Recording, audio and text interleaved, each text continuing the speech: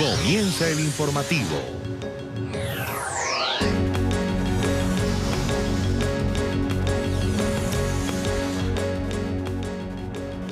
El presidente de Venezuela, Nicolás Maduro, ofrece una conferencia de prensa para medios internacionales a menos de 24 horas de juramentarse para un nuevo mandato presidencial de 6 años. Maduro ha cargado una vez más en contra del Grupo de Lima y organizaciones internacionales que consideran ilegítimo el periodo presidencial 2019-2025, que va a iniciar mañana, 10 de enero, con su juramentación ante el Tribunal Supremo de Justicia de corte oficialista. El mandatario venezolano apoyó el acuerdo emitido por la constituyente madurista en el que insta al Tribunal Supremo de Justicia a investigar por traición a la patria a quienes respalden la declaración del Grupo de Lima, que no reconoce su nuevo mandato. Han convertido una toma de posesión formal, protocolar, natural, de un país democrático, demostradamente libre y democrático como Venezuela, en una guerra mundial. Lo que hemos visto en las últimas semanas no tiene parangón, como dice el comunicado de la Fuerza Armada Nacional Bolivariana. No tiene parangón. Se han desatado las fuerzas extremistas contra Venezuela, con el único objetivo de desestabilizar nuestro país, llenarlo de violencia, de confusión, de caos, para ponerle la mano. Maduro amenazó hoy a los países del Grupo de Lima con urgentes y crudas medidas diplomáticas si no rectifican su postura respecto al nuevo gobierno que va a asumir el día de mañana. Confirmó que el gobierno de Venezuela entregó a través de su canciller Jorge Arreaza notas de protesta a 13 de los 14 países que conformaron lo que él llamó el Cártel de Lima y les dio 48 horas para rectificar su posición. Hoy se entregó a todos los gobiernos del Cartel de Lima esta nota de protesta diplomática donde le exigimos una rectificación de sus posiciones sobre Venezuela en 48 horas o el gobierno de Venezuela tomará las más urgentes y crudas medidas diplomáticas para la defensa de la integridad, la soberanía y la dignidad de nuestra Venezuela. 48 horas a los gobiernos del Cartel de Lima para que rectifiquen su política intervencionista y grosera. Nicolás Maduro también aseguró que un golpe de Estado en Venezuela está en marcha y que es orquestado desde Estados Unidos. Dijo que los planes conspirativos serán derrotados. Está en marcha un golpe de Estado ordenado desde Washington, ordenado desde el Cartel de Lima contra el gobierno legítimo y constitucional que yo presido. Y les digo, el pueblo venezolano sabrá responder cualquier intentona, cualquier acción que se pretenda hoy, mañana o cuando se pretenda. La oposición tiene que cumplir la orden que le ha dado el Cartel de Lima de derrocar a Nicolás Maduro por la vía que sea. Es la orden que se ha dado desde Washington. El presidente de Venezuela desafió el rechazo internacional por su nuevo mandato. Ha dicho que mañana se va a posesionar pase lo que pase. Han querido convertir una juramentación constitucional, protocolar, formal, en una guerra mundial. Pero les digo, también en esta oportunidad, llueva, truene o relampaguee, vamos a volver a triunfar y en Venezuela va a volver a triunfar la paz, la tranquilidad, la constitucionalidad. Y vamos a salir airosos, y vamos a salir bien, y vamos a despejar el camino hacia adelante de Venezuela, hacia el futuro. Maduro llamó a la oposición a un diálogo, pero dijo que en estas conversaciones no deben ser interpretadas como un momento de miedo para la revolución bolivariana. Yo digo que cese el intervencionismo, que cese la guerra económica contra Venezuela, que cese el extremismo desde Estados Unidos contra Venezuela y le abramos las puertas a un diálogo fructífero entre iguales y a recomponer las relaciones que hay entre nuestros dos países. Mientras tanto, la Asamblea Constituyente Madurista prepara una nueva arremetida política y judicial contra la oposición en Venezuela. El ente controlado por el oficialismo ha propuesto disolver la Asamblea Nacional de mayoría opositora y judicializar a los diputados que el madurismo considera como traidores. Faltan algunas horas para que Nicolás Maduro tome posesión y el madurismo ya amenaza a la única institución democrática reconocida a nivel internacional. Este martes, durante la más reciente sesión de la Asamblea Constituyente, se comenzaron a escuchar iniciativas, algunas en tono disonante para iniciar una persecución política en contra del legislativo en control de la oposición. La primera idea, disolver la Asamblea Nacional. Esa asamblea y esa directiva que está en desacato, que apoya agresiones contra Venezuela, sea disuelta como lo establece la Constitución Nacional, pero que además que sea disuelta, que este año, para cerrar el ciclo de elecciones de todos los poderes, llamemos y convoquemos a elección para la Asamblea Nacional. Una moción secundada por Diosdado Cabello, quien además propuso judicializar a quienes se han declarado en oposición al régimen. Ordenar desde esta soberanísima Asamblea Nacional Constituyente a los poderes judiciales de nuestra patria que se abra una investigación inmediata por traición a la patria a todos aquellos y aquellas que se pleguen a la declaración del mal llamado Grupo de Lima. Es una instrucción al Poder Judicial, al Tribunal Supremo de Justicia, una instrucción al Ministerio Público para que se abra de inmediato la investigación. La posición del madurismo nace de la declaración de ilegitimidad al nuevo periodo presidencial del líder del régimen por parte del legislativo y de la presión internacional que cada día aísla aún más a Maduro y a su círculo más cercano. Y en medio del señalamiento de ilegitimidad por parte de opositores y gobiernos extranjeros al nuevo gobierno de Maduro, los presidentes Miguel Díaz-Canel de Cuba, Evo Morales de Bolivia han confirmado su asistencia a la toma de posesión de mañana. La visita del mandatario cubano fue confirmada por el canciller Bruno Rodríguez a través de su cuenta en Twitter. En la publicación señaló que la isla reitera su apoyo al gobierno de Venezuela. De igual forma, el canciller de Bolivia, Diego Pari, anunció en una entrevista radial que Morales sí va a acudir a la juramentación este 10 de enero en Caracas. La Iglesia Católica en Venezuela también califica de ilegítimo un nuevo periodo de gobierno de Nicolás Maduro. En Caracas, Daniela Zambrano está a esta hora con el reporte. Adelante, Daniela.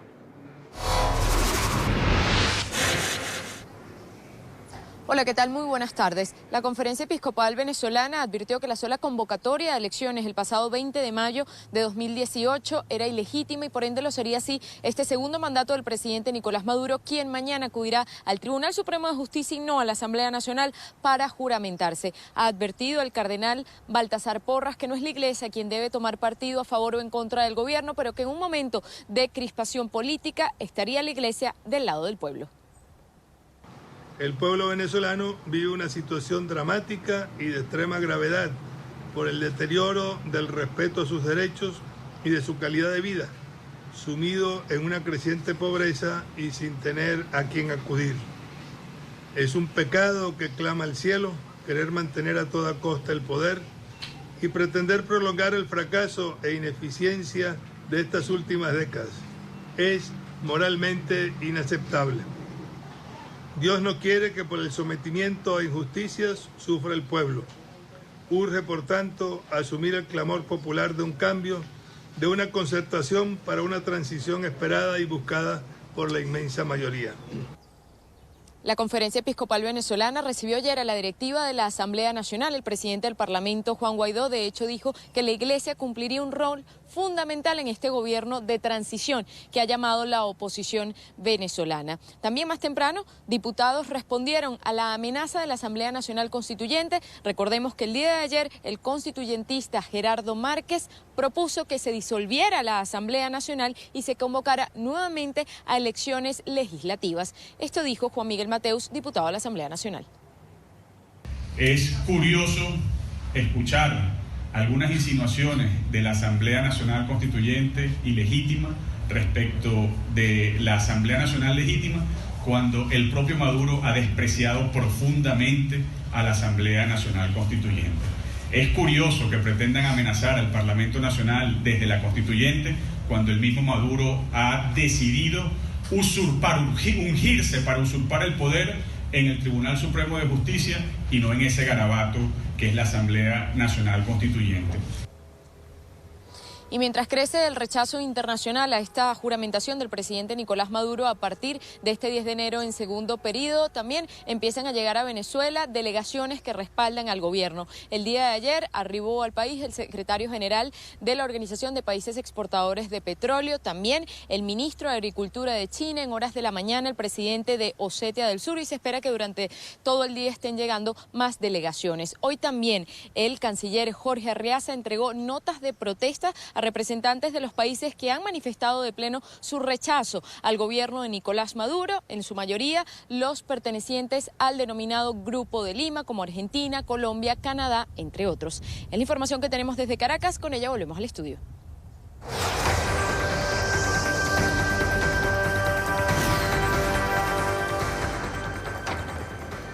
Y hoy justamente se cumplen 19 días del cierre parcial de la administración federal en Estados Unidos. Es la segunda parálisis más larga que enfrenta el país desde 1976. Tras entregar un discurso anoche en el que ha defendido la construcción del muro en la frontera con México para enfrentar a lo que ha llamado una crisis humanitaria, Donald Trump mantiene sobre la mesa la opción de declarar una emergencia nacional.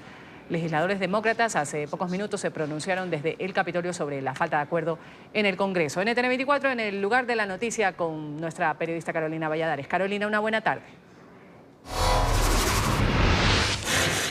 ¿Qué tal? Buenas tardes, Ruth, desde este Capitolio de los Estados Unidos, donde hay que decir que poco han cambiado las cosas aquí detrás de nosotros, a pesar de ese discurso televisado del presidente Donald Trump de este martes de 10 minutos de duración, donde el mandatario insistió una vez más en que los estadounidenses conozcan dónde está ahora mismo ese proceso de diálogo, más bien de no diálogo con los demócratas. Por ello, habló a los estadounidenses, apeló a sus armas y les habló de esa narrativa republicana de que la frontera sur de los Estados Unidos está haciendo frente a una crisis humanitaria. Hay que decir también que este miércoles el presidente en apenas una hora va a llegar a este edificio del Capitolio porque él va a mantener una reunión con los senadores republicanos, posiblemente para trazar el curso de esas negociaciones que ahora mismo están en punto muerto, porque los demócratas Nancy Pelosi y Schumer ya dijeron ayer que ellos no están dispuestos, insisten en no darle esos 5.700 millones de dólares que necesita el presidente para construir el muro, un muro que él ahora llama valla y del que dijo que de alguna forma, y lo dijo ahí en su discurso, México ya está pagando indirectamente. Donald Trump llevó su disputa por el muro al horario de máxima audiencia en Estados Unidos. Hay una creciente crisis humanitaria y de seguridad en nuestra frontera sur. Pero su discurso televisado no cayó bien entre los migrantes que esperan en Tijuana, en México, una oportunidad para entrar a Estados Unidos. Todos los estadounidenses se ven perjudicados por la migración ilegal e incontrolada. Esto reduce los recursos públicos y reduce los empleos y los salarios. Porque nosotros no llegamos a robarle a él, lo que llegamos a trabajar, a construir más el país. Aseguran no ser criminales pese a las nuevas declaraciones de Trump en la noche del martes.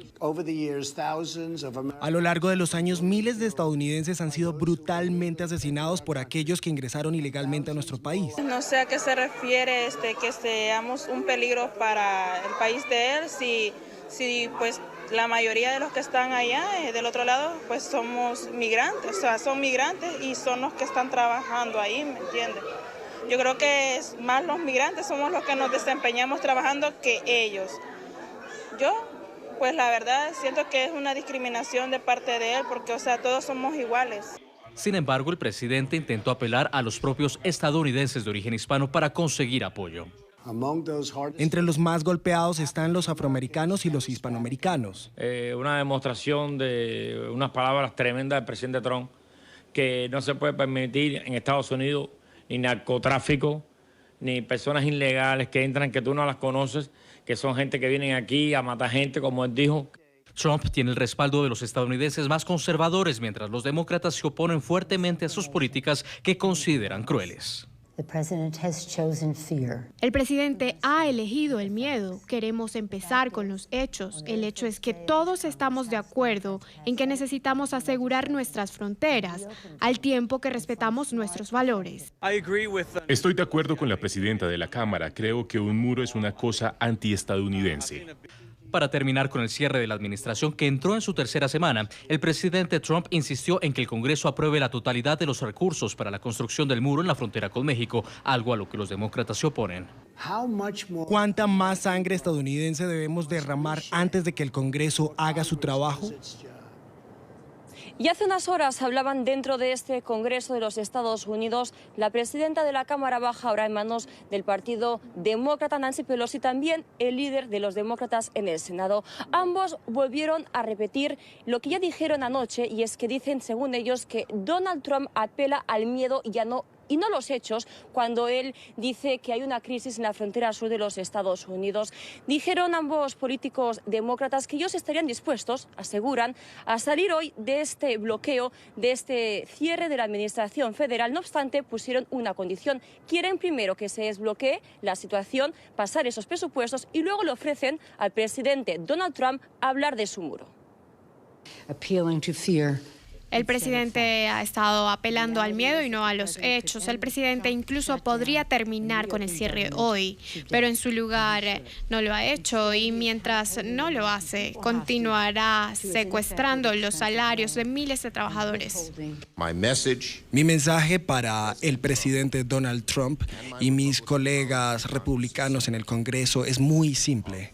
Nuestros trabajadores federales merecen sus salarios y es tiempo de reabrir el gobierno.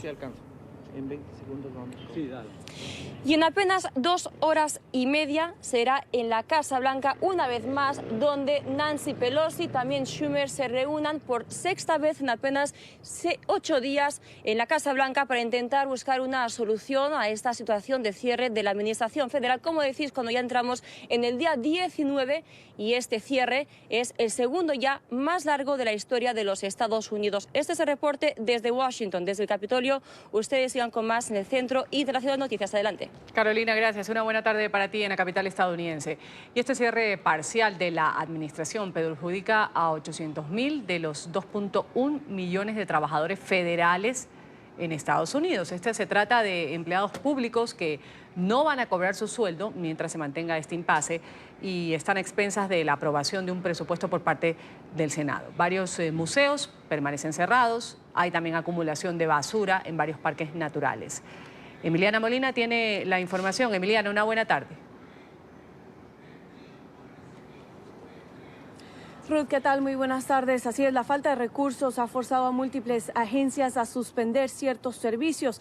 Actualmente estamos viendo que 420.000 empleados gubernamentales se están viendo afectados. Estos empleados son esenciales y trabajan actualmente sin remuneración. Por otro lado, 380.000 empleados gubernamentales están actualmente bajo licencia forzada, lo cual significa que están en este momento en sus casas sin ir al trabajo, precisamente porque no están recibiendo un sueldo. Irónicamente, 20.000 de estos funcionarios son precisamente agentes de la patrulla fronteriza. Es por esto que los demócratas, incluyendo a Chuck Schumer y Nancy Pelosi, le piden al mandatario estadounidense Donald Trump a parar de utilizar a estos funcionarios como rehenes para lograr su objetivo. Podría darles muchos números que solamente son números para ustedes, pero ellos son personas, son familias, estos son recursos para nuestra comunidad y por supuesto que ellos en realidad se ven abrumados por toda esta situación que representa un gran problema para los estadounidenses y para los trabajadores. ¿Cuáles son los impactos de este cierre parcial de la administración? Bueno, algunas letinas están sin limpiarse y las heces humanas se están acumulando en ciertas áreas de la capital estadounidense, entre estas algunos parques nacionales. También se están estacionando vehículos en zonas prohibidas muy cerca de monumentos emblemáticos aquí en la capital de la nación. Esto debido a la falta de funcionarios de prohibir el paso de estos vehículos. 17 museos, los Smithsonian, están actualmente cerrados, entre este también el zoológico. Sin embargo, funcionarios o empleados empleados de este zoológico aún están yendo para alimentar a los animales. Y este viernes sería el primer día que los funcionarios gubernamentales afectados por este cierre parcial de la administración no recibirán un sueldo si no se encuentra una solución a esta problemática. Nosotros somos los rostros detrás de este cierre. Nosotros somos la gente de verdad que estamos trabajando y ha sido afectada por esta administración, claramente. Y en este cierre federal algo ha sucedido con nuestros profesionales, con toda esa distracción, y hemos sido encerrados casi como gallinas y nuestras vidas se han visto afectadas. Y es que según Nancy Pelosi, los demócratas también quieren llegar a un acuerdo en cuanto a la seguridad en la frontera entre México y Estados Unidos, pero no antes sin lograr reabrir este cierre parcial de la administración. Es por eso que le piden al mandatario estadounidense Donald Trump a sentarse en la mesa, como lo harán en las próximas horas, a negociar un acuerdo bipartidista y posteriormente posiblemente podría hablar un poco más sobre su muro. Pues según Nancy Pelosi y los demócratas, la evidencia no respalda las declaraciones que ha hecho recientemente el mandatario estadounidense. Son las 12:25 hora local aquí en Washington. Esta es toda la información que tenemos hasta ahora. Estamos en directo. Emiliana Molina, regreso al Centro Internacional de Noticias. Emiliana, gracias. El presidente de México, por su parte, Andrés Manuel López Obrador, se ha referido a la disputa entre republicanos y demócratas en Estados Unidos sobre los fondos para la construcción de este muro fronterizo. Donald Trump ha insistido desde su campaña presidencial que México es el país que pagaría por la construcción de la barrera. Se habla de la problemática migratoria, pero nosotros queremos resolver el problema de la migración atendiendo las causas. Nosotros queremos buscar una relación siempre de amistad con el gobierno de Estados Unidos y una relación de cooperación. También López ha instado a los mexicanos a mantener la calma frente a las denuncias de escasez de gasolina en varios estados del país. El mandatario aseguró que el servicio se va a normalizar en los próximos días, ha llamado a la ciudadanía a permanecer serena y tranquila. Dijo que hay suficiente combustible para atender la demanda. Los inconvenientes se han presentado luego de la entrada en vigencia de un proyecto para detener el robo de combustible que ocasiona pérdidas millonarias. La estrategia fue cerrar las válvulas de al menos 4 de los 13 oleoductos de la estatal petrolera mexicana Pemex. Vamos a dar paso a los anunciantes aquí en el informativo. Enseguida, la máxima instancia judicial de Guatemala frena la decisión del gobierno de Jimmy Morales de expulsar a la Comisión de la ONU. Ya regresamos con el informativo.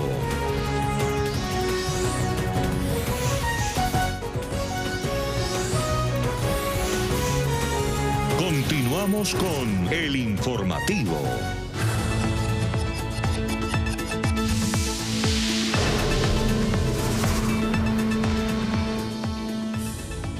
Pulso de poderes en Guatemala. La Corte de Constitucionalidad, como máximo tribunal, ha suspendido este miércoles la decisión del presidente Jimmy Morales de terminar anticipada y unilateralmente el acuerdo entre el gobierno y la ONU para mantener a la Comisión Internacional contra la Impunidad en el país.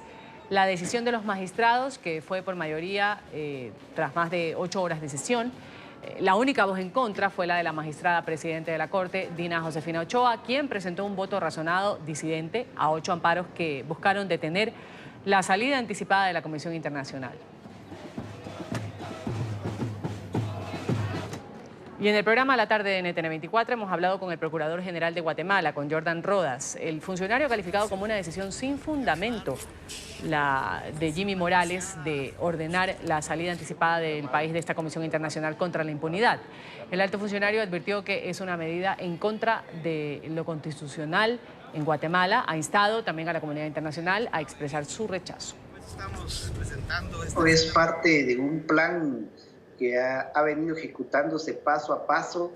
Antes se pensaba que era un asunto solamente con el comisionado Iván Velázquez, después el tema de los investigadores, después ya renovar el plazo de la comisión, y lo último lo daba a conocer en esta conferencia de prensa y minutos antes en Naciones Unidas en Nueva York por parte de la canciller, donde de forma unilateral, arbitraria, sin fundamento alguno, rompiendo todo lo que dice la Constitución política y el acuerdo que dio origen a la CICIG, vino y ayer hizo de conocimiento su decisión. En Colombia, hombres armados han asesinado al periodista Gabriel Mauricio Gracia. El crimen ocurrió frente a su esposa y sus hijas en un intento de asalto. La familia estaba de vacaciones. El paseo familiar de Gabriel Mauricio Gracia terminó en tragedia. Él con su esposa e hija visitaron la Alta Guajira. En su último día de vacaciones, al regresar del Cabo de la Vela hacia Riohacha, tomaron la vía que pasa por Uribia. En ese trayecto él no conocía la ruta, no trae guía. En medio del desierto, dos hombres en moto se les acercan, aparentemente para guiarlos, pero el único fin era asaltarlos. Y es abordado en uno de los parajes por dos sujetos en una motocicleta, quienes intentan hurtarle algunos elementos. El señor Gabriel opone resistencia y estos sujetos le causan una herida. Aunque Gabriel Mauricio fue trasladado con vida hacia el Centro de Salud del Cabo de la Vela, llegó sin signos vitales. Por sus características son personas de la región, estamos en búsqueda y en las averiguaciones para poder establecer realmente quiénes fueron los responsables. Las autoridades ofrecen 5 millones de recompensa para quien entregue información sobre el homicidio de Gabriel Mauricio. Otros temas, según documentos judiciales difundidos este martes, el exdirector de campaña de Donald Trump, Paul Manafort, ha compartido sondeos de opinión con un ciudadano ruso sospechoso de estar vinculado con los servicios de inteligencia de Moscú antes de las elecciones presidenciales estadounidenses del año 2016. El fiscal especial Robert Mueller, encargado de establecer si existió colusión entre altos funcionarios rusos y el equipo de campaña del magnate republicano, ha responsabilizado el 7 de diciembre a Manafort de haber mentido a la Policía Federal pese a su acuerdo de cooperación con la investigación. En Nueva York, Alejandro Rincón tiene el tema. Alejandro.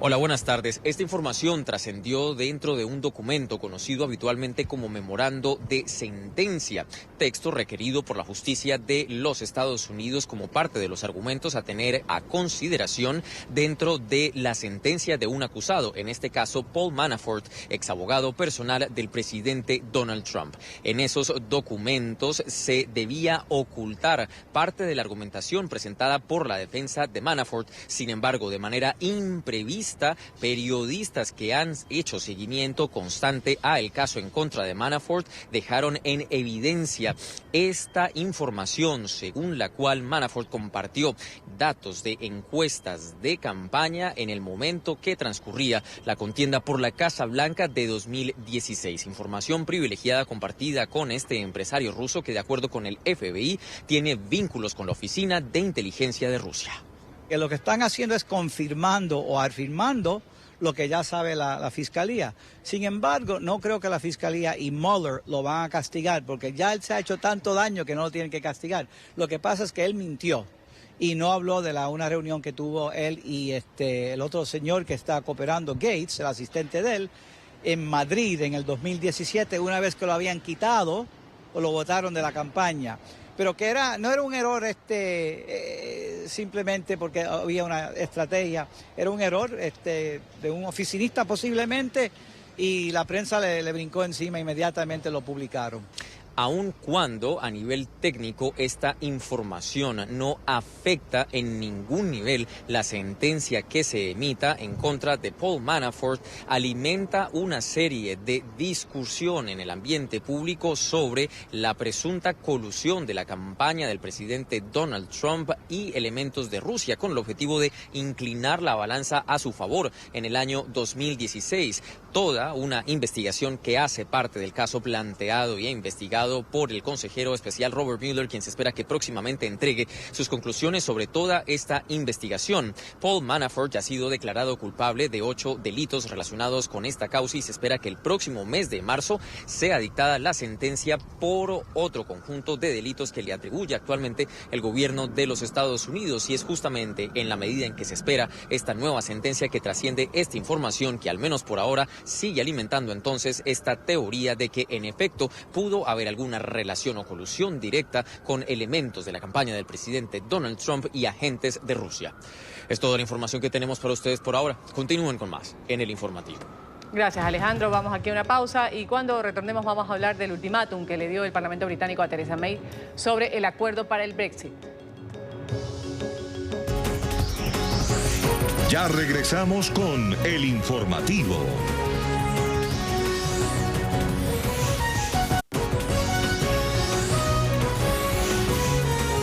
Continuamos con El Informativo.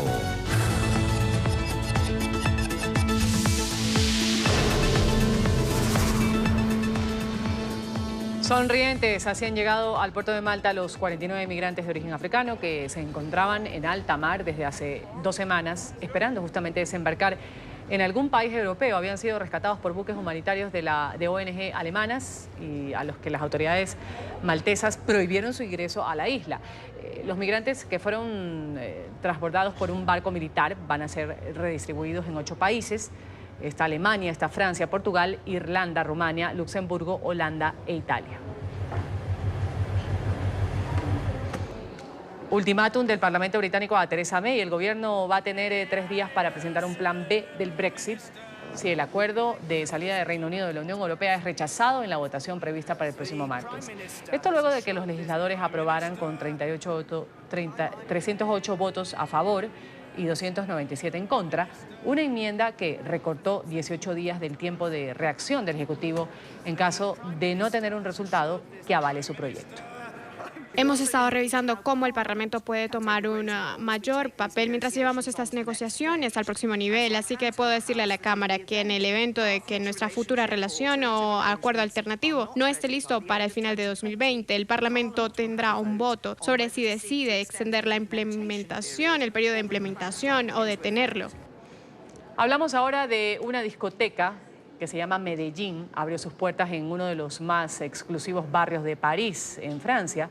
Ha causado indignación en los colombianos que acusan al dueño de este local de enaltecer la imagen del fallecido narcotraficante Pablo Escobar. Bienvenidos al Medellín, una exclusiva discoteca en el corazón de París que ha causado la indignación de los colombianos.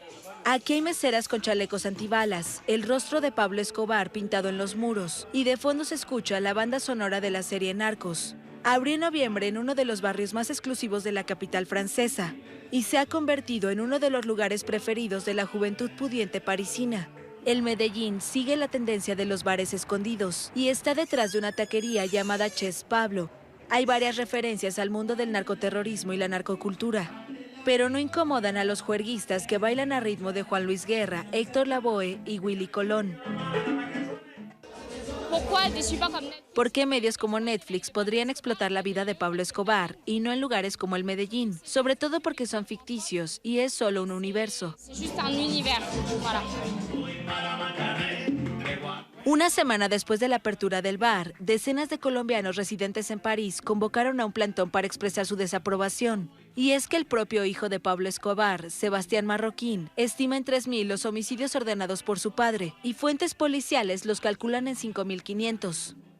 Entonces eso es totalmente chocante para nosotros como colombianos, pues que en un sitio público pues, uno pueda hacer eso. Entonces esa glorificación al asesino más sanguinario de la historia de todos los tiempos y sobre todo en la historia de Colombia. El dueño de la discoteca, Audren Dimitris, ha hecho modificaciones en la decoración y niega cualquier enaltecimiento a Escobar. Afirma que es solo un guiño. En la base había un Pablo Escobar con una pistola. Lo modificamos porque había herido a la población colombiana. No queríamos lastimar a nadie, entonces borramos eso y lo reemplazamos por no a Pablo, sí a Shakira.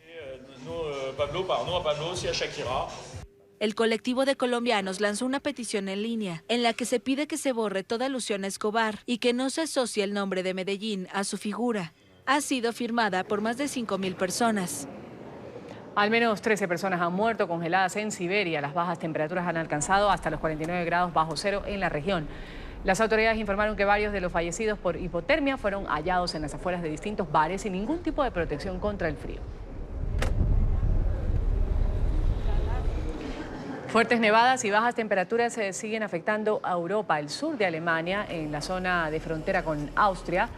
Ahí se vive un auténtico caos en el sistema de transporte. El servicio ferroviario que conecta a ambos países ha presentado retrasos. Incluso el traslado por medio de carretera se ha visto bastante afectado. El congelamiento de las vías dificulta el tránsito.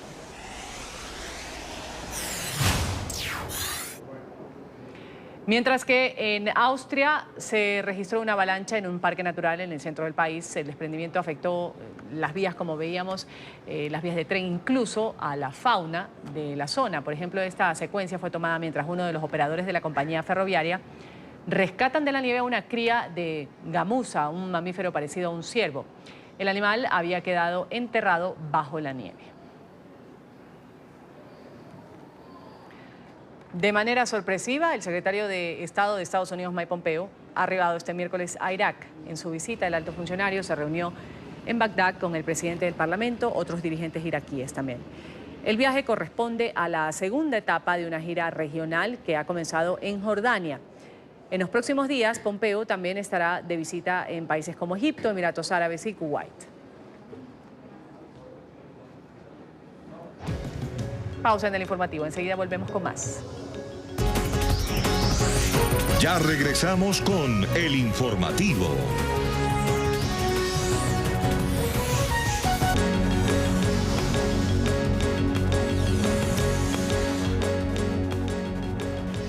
Donald Trump aseguró hace pocos minutos que los demócratas y republicanos siguen sus conversaciones sobre la seguridad fronteriza y el levantamiento del muro, que es la condición justamente del mandatario para la reapertura de la administración federal, que hoy cumple 19 días de cierre.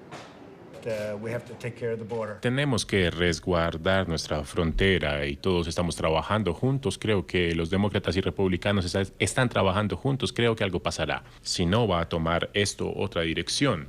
Y no creo que tengamos que hacer esto, pero nunca lo sabes.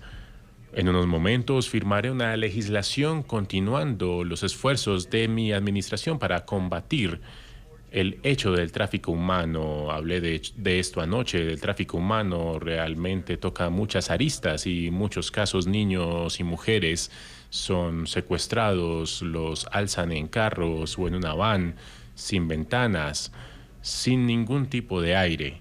Les ponen una cinta sobre sus bocas y son traídos hacia nuestra frontera. Vamos a agradecerle su sintonía con el informativo de NTN 24, el canal de las Américas. En una hora volvemos con una actualización de los hechos internacionales. Mientras tanto, nos puede seguir en Twitter como @NTN24, también nuestro portal web de información www.ntn24.com. Una buena tarde para todos.